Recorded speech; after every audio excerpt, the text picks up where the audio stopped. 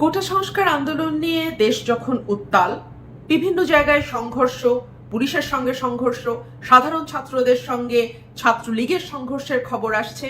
ইতিমধ্যেই আমরা গণমাধ্যমে দেখেছি সরকার যদিও বলছে মৃতের সংখ্যা 150, কিন্তু নয়া দিগন্ত একটি রিপোর্ট করেছে, যেটা মানব জমিনেও এসছে, যেখানে 266 জনের তথ্য নিশ্চিত করা হয়েছে এবং বলা হয়েছে যে এটি চূড়ান্ত তথ্য নয়, এর বাইরেও আরো বেশ কিছু মানুষ প্রাণহানি হয়েছে, যেই খবর হয়তো গণমাধ্যমে আসেনি বা সেটি আমাদের ডেটার মধ্যে ঢোকানো এখনো সম্ভব হয়নি।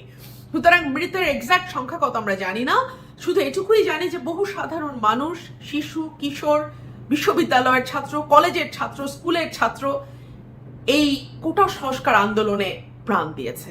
আমরা দেখেছি কিভাবে নির্বিচারে পুলিশ গুলি চালিয়েছে, আমরা দেখেছি হেলিকপ্টার থেকে আমাদের অনেকের হাতে, যারা সামাজিক যোগাযোগ মাধ্যমে আছি আমরা দেখতে পেয়েছি একটি ভিডিও ঘুরে বেড়াচ্ছে, বেশ কয়েকটি ভিডিও, আসলে আমি কোনটা স্পেসিফিক বলবো, তারপরে একটা ভিডিও আসলে আমাদের সকলকে কাঁদিয়েছে। ভিডিওটিতে দেখা যাচ্ছে 4 তলা বা দোতলার একটা আন্ডার কনস্ট্রাকশন বিল্ডিং এর মানে ঝুলছে একজন কিশোর, এবং তার হাতে অস্ত্র তো দূরেই থাক, সে যে কোনো সময় আসলে ওই বিল্ডিং থেকে পড়ে গিয়েই মারা যেতে পারে।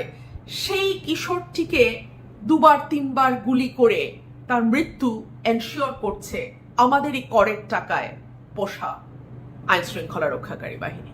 তো এই যখন অবস্থা, তখন 14 দলের একটি বৈঠক অনুষ্ঠিত হয়েছে, প্রধানমন্ত্রী সভাপতিত্ব করেছেন এবং সেখানে একটি সিদ্ধান্ত নেওয়া হয়েছে।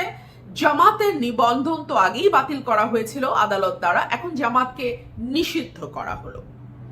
প্রশ্ন হচ্ছে, দেশ যখন উত্তাল কোটা সংস্কার নিয়ে, এবং যেটিকে আমি ব্যক্তিগতভাবে মনে করি এটি কেবলমাত্র কোটা সংস্কারের আন্দোলন নয়, হ্যাঁ কোটা সংস্কার দিয়েই এই আন্দোলনের সূচনা হয়েছে, কিন্তু মানুষের ভেতরে দীর্ঘ সময়ের, দীর্ঘদিনের যে পুঞ্জীভূত ক্ষোভ, যেই রাগ এই সরকারের প্রতি, নানান কারণে মানুষের ভেতরে যে অবদমিত একটা রাগ এবং একটা ক্ষোভ জমেছিল, তারই একটি বহিঃপ্রকাশ আসলে এই আন্দোলনের মধ্যে দিয়ে হয়েছে।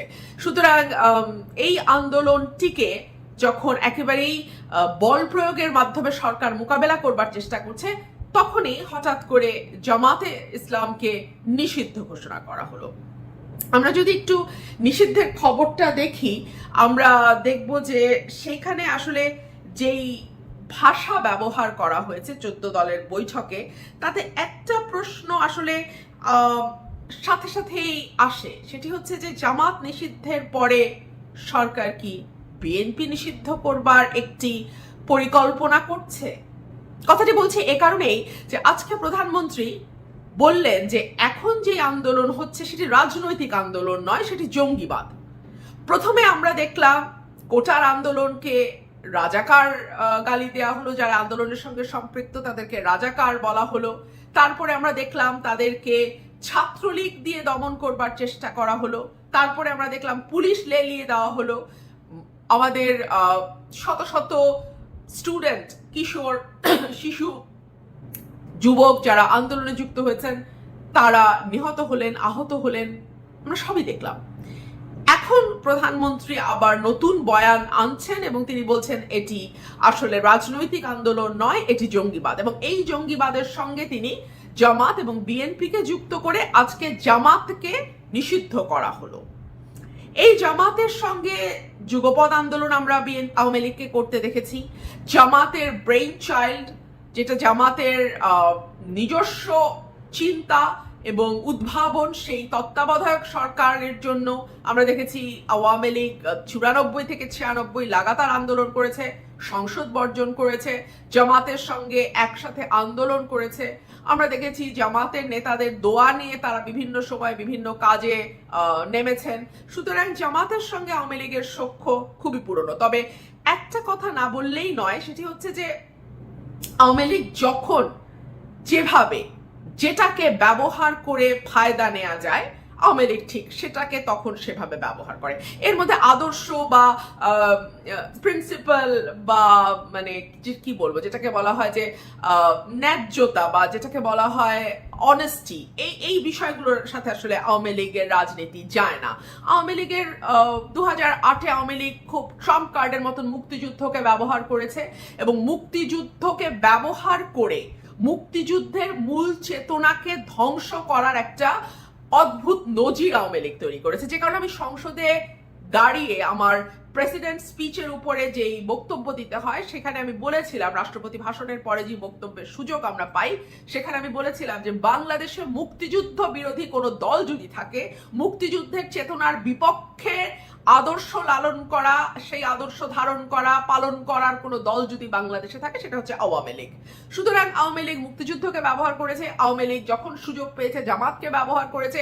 এখন এই টালমাটাল পরিস্থিতিতে জামাতের জামাতকে নিষিদ্ধ করা, যেটা দীর্ঘদিন অনেকেই বলে এসছেন যে জামাতকে কেন নিষিদ্ধ করা হচ্ছে না, সেই নিষিদ্ধ কিন্তু আওয়ামী লীগ করলো। এবং যেটা হয়েছে যে এখন কোটার থেকে কেউ কেউ বলছেন যে দৃষ্টি কিছুটা অন্যদিকে ফেরানোরও একটা চেষ্টা এর মাধ্যমে হতে পারে। তবে আমার যেটা মনে হয় যে আমরা অন্যান্য কর্তৃত্ববাদী দেশগুলোতে যে জিনিসগুলো দেখেছি যে তারা বিরোধী দলে যারা আছে বা যারা মানে একটা সুষ্ঠু ভোট হলে যেই দলগুলো ল্যান্ডস্লাইড ভিক্টরি নিয়ে চলে আসতে পারবে এবং যেই দলগুলোর সাথে আসলে একটা কর্তৃত্ববাদী সরকারের মানে যদি সত্যিকার অর্থে ভোটের লড়াই হয়, যেটাকে সত্যিকারের নির্বাচন বলে, আমি দামি স্বামী বা মধ্যরাতের তাহাজ্জুদি নির্বাচন নয়, একেবারে রিয়েল সহি নির্বাচন, সেরকম নির্বাচন আসলে ওই দলগুলোর সাথে টিকতেই পারার কথা না স্বৈরাচারী সরকারের।